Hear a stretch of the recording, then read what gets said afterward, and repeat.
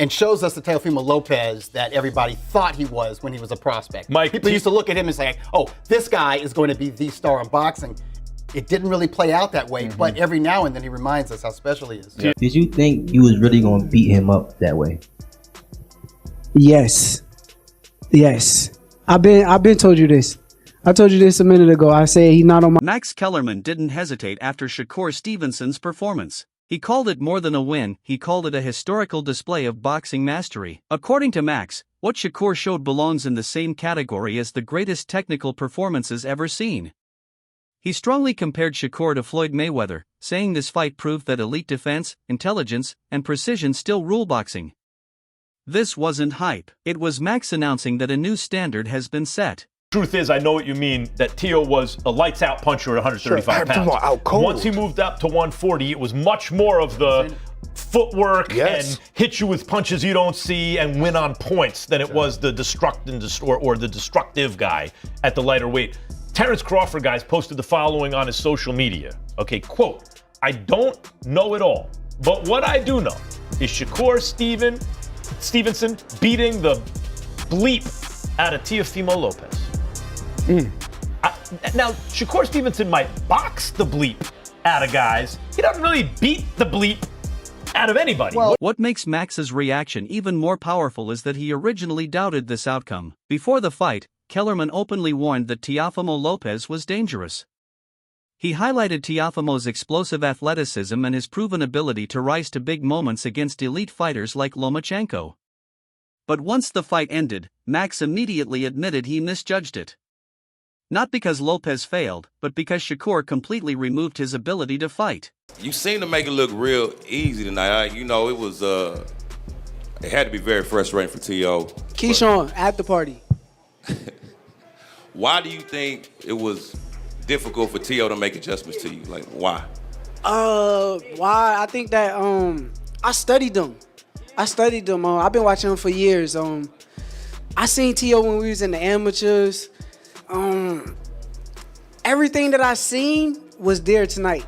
Like the things that I kind of saw on tape and on film, it was all in front of me tonight. And there is benefits from watching tape.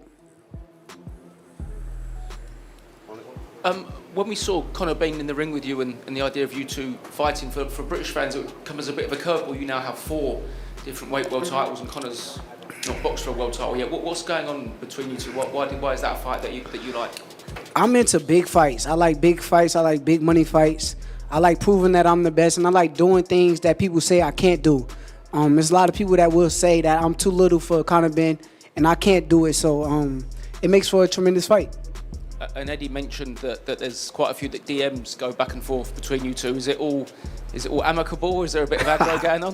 It's gonna be a good beef. I like the beef. I like the story behind it, and it's a tremendous fight. This wasn't about surviving power or avoiding danger. Max explained that Shakur executed a full technical shutdown. He didn't just outbox Lopez; he erased him strategically. The key mistake in the pre-fight narrative was underestimating Shakur's rare ability to neutralize opponents. Fighters don't simply miss against him, their entire game plan disappears. By round 2, the threat everyone expected from Lopez was already gone. Teofimo Lopez did not have any answer for the lead hand, the jab of Shakur Stevenson. And even before the fight started, you saw Teo come out with the, jabberwockies, and he was doing a lot of, dancing, and on his face, though, you didn't see kind of the joy and the happy and the smirk that you saw yesterday at the weigh-ins. There was a lot of mind games all week from Teo to Shakur, making him wait, trying to get in his head. It looked like he kind of did at the press conference, but like I've said many times, the press conference does not have any effect on the fight itself, right? The best fighters will show up when the time comes. They'll adjust, they'll be able to showcase why they're the best. And tonight, Shakur looked a lot more comfortable even in his ring walk, let alone when the fight started. But when it did start, you saw very quickly 2 things. Teofimo Lopez is gonna have real problems with the hand speed of Shakur Stevenson, his lead hand, and that Teofimo wanted 2 really specific things early in this fight. Number 1, he clearly wanted to land his big right hand over the top. And again, it was off of 1 or 2 punches then switch to southpaw and try to land the left hand while covering distance. And it was a, I won't say basic attack, but it was a fundamental problem with that attack from Teofimo Lopez. He was having real trouble getting to Shakur Stevenson. He could not get past the lead hand. The jab was stifling him. He was having trouble cutting the ring. He was having trouble getting to the outside foot. This was an orthodox southpaw matchup where Teofimo needed to step to his left to try to push the lead hand away, or at least get head off center line if he wanted to throw his right hand. Instead, he was doing the opposite, and Shakur was taking the outside track. Teo was stepping on the inside lane and then fading to his right side, right into the left hand of Shakur Stevenson, which, by the way, in the first round, Shakur didn't really even throw a backhand. It was just jab. And every time he would touch him with the jab, Teo had to reset.